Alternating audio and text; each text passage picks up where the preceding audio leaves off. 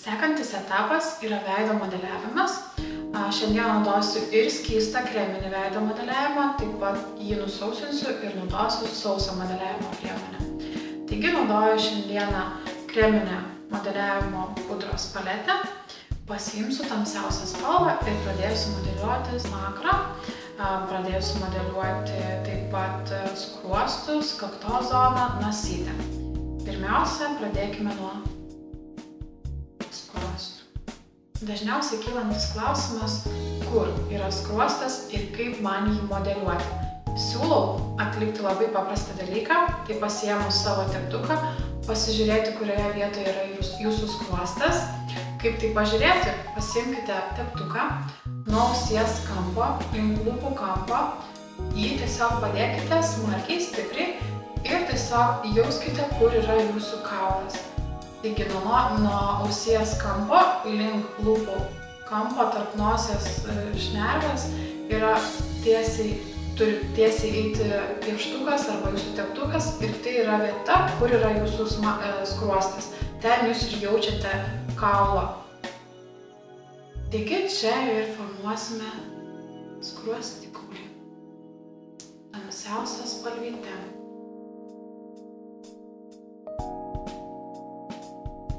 Iš pat pradžių darome griežtą liniją.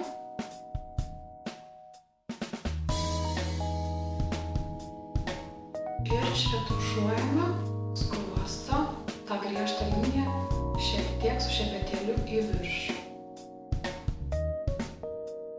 Jeigu mes norime veidą sugrūdinti, tai yra jį susiaurinti, tai mes stengiamės formuoti daugiau link lūpų kampo.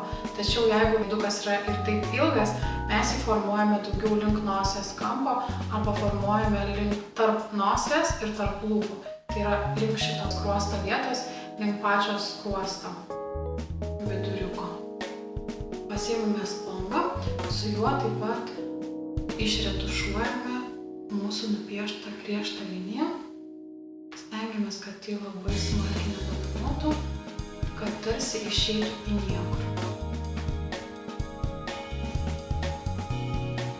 Kada sumodeliuojame vieną skruostą, stengiuosi perlipti kitą juostą ir pasibaigti taip kaip antrą etapą. Taigi modeliuojame antrą skruostikulį. Stenkitės visą laiką žiūrėti tiesiai į veidrodį ir pasižiūrėti, kad jūs skruostikulius sumodeliuotumėt atitinkamai simetriškai, kad nebūtų viena pusė labiau pakilusi į viršų, kita labiau nusileidusi į apačią. Kreminis kontūravimas dabar labai madingas. Stenkitės išmokti modeliuoti, nes tai nėra labai sunku ir kreminis modeliavimas atrodo žymiai gražiau. Spongas yra tarsi jūsų trintukas. Jeigu jūs kažkur kontūrą nusibrėžėte blogai arba norite jį pataisyti, galite paimti šviesesnės priemonės arba su juo švariu nuvalyti tam tikrą kreminės tekstūros, tarkim tamsaus kreminio pagrindo perteklių.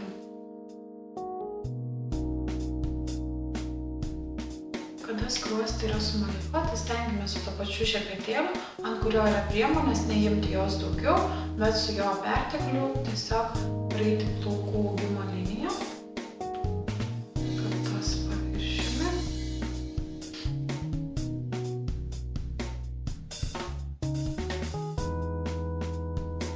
Šiek tiek įeiti į plaukų augimą. Į plaukų augimo pradžią.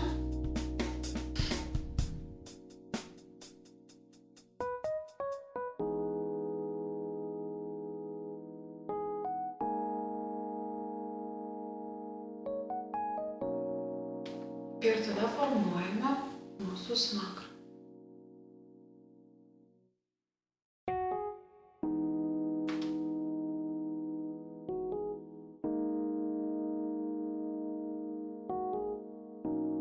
Retušuojame šiek tiek į apačią, norint, kad mūsų pagurklis ir smakras taptų gražiau.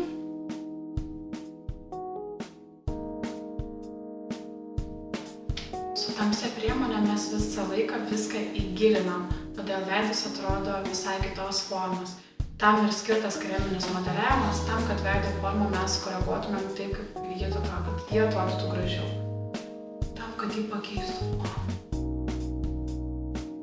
Dabar pasimsiu šiek tiek šviesesnės priemonės. Pamaišysiu šviesios priemonės su netgi balta priemonė, tam, kad tam tikras vietas aš įsišviesinčiau. Šviesumas be abejonės pritraukia, nebegilina, todėl mes norimas vietas išaukštinti, priartinti, mes jas šviesinam. Tai dažniausiai būna kaktos sritis.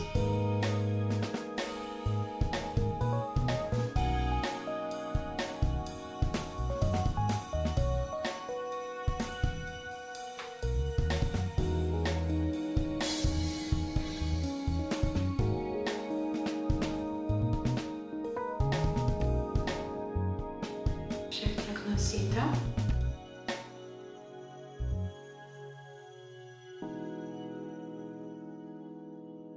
Ir smakas.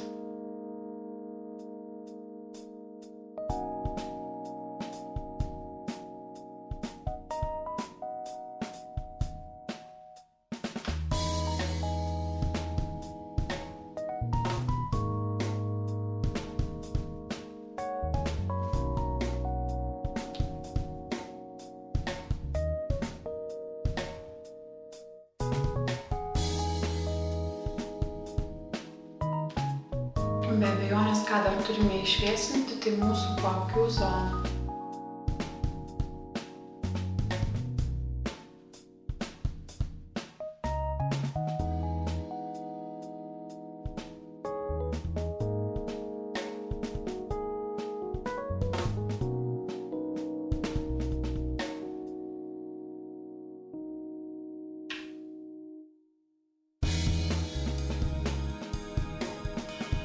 Įsišviesiname taip pat po antakiu.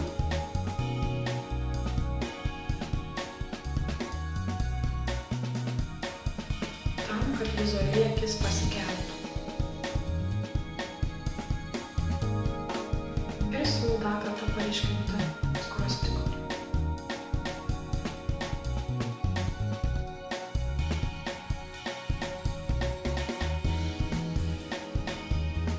Ir spongo pagalba skruostikulius sujungti su išviesinta vieta ir tolygiai užmaskuoti.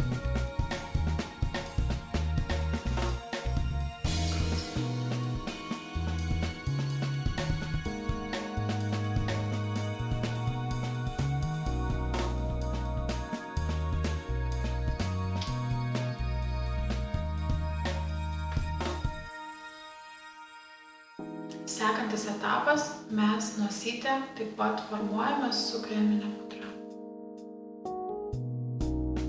Formuojame nosytės išorinę pusę.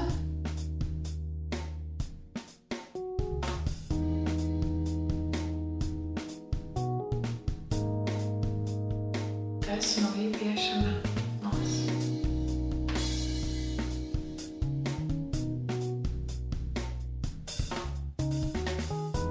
Retušuojame į šonus.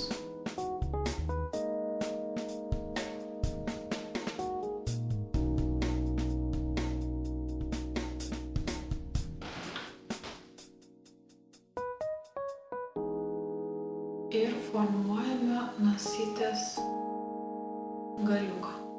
Padarome tarsi vilnosiuko nosytę.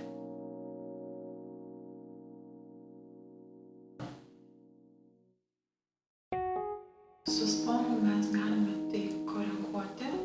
Dabar įsišviesinu nosies viduriuką ir su piršto pagalba arba su spongu mes sujungiame tamsų pagrindą su šviesiu.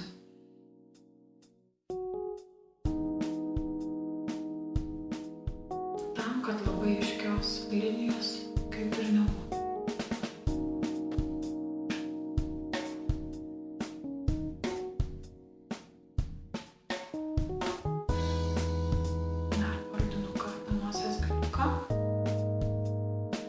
Kad nosytė atrodytų mažesnė ir siauresnė.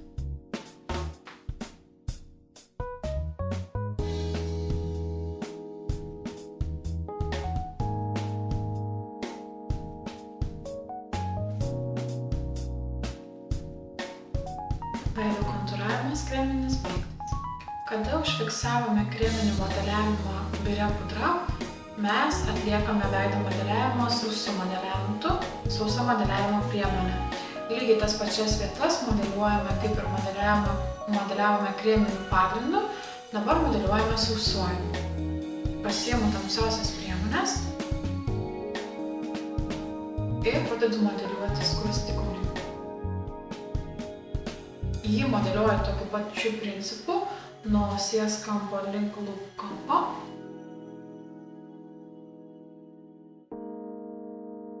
Naudoju tą patį teptuką, kaip ir naudojau birios pudros užfiksavimui.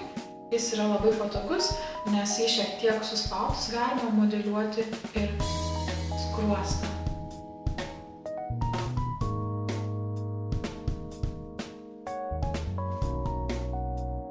Galima šiek tiek nusišypsoti, galima šiek tiek lūputes papūsti tam, kad lengviau būtų mums skruostikaulį modeliuoti.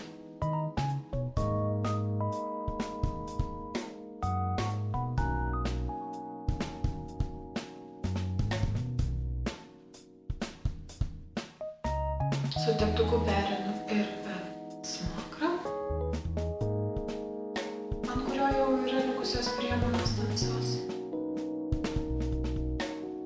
Lengvai pereinu kaktos zoną plaukų augimo liniją.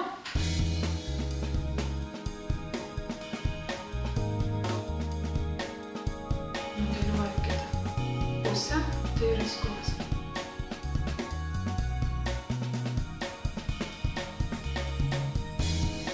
Modeliuojant, taip pat žiūrėkite, ar tolygiai ir simetriškai išmodeliavote savo skruostikaulius, tam, kad nebūtų vienas aukščiau, kitas žemiau.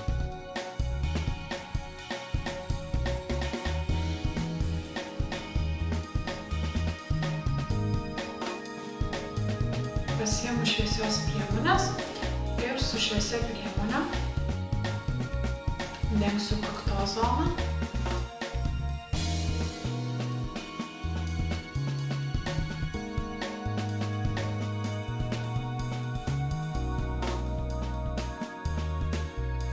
Perėsiu plaukų zoną ir šiek tiek suliesiu su skruostikauliu.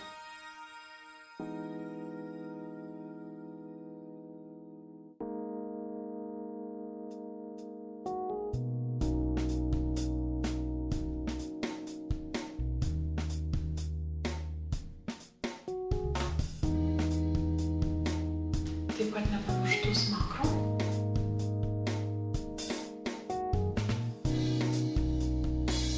Ir virš lūpos.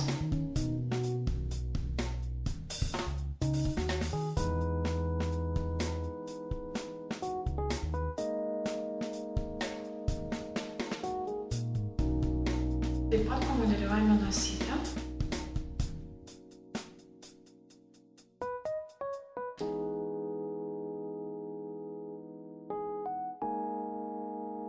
Nosytės apačią ir šonus dažau tamsia spalva, nosytės kraštą dažau šviesia spalva. Viduriuką.